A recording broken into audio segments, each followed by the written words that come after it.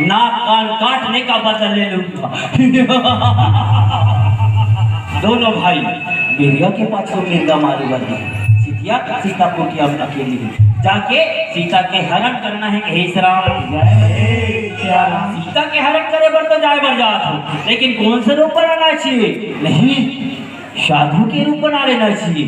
भिक्षा मांगे के बहाना जाके सीता के हरण करना है। हे राम साधु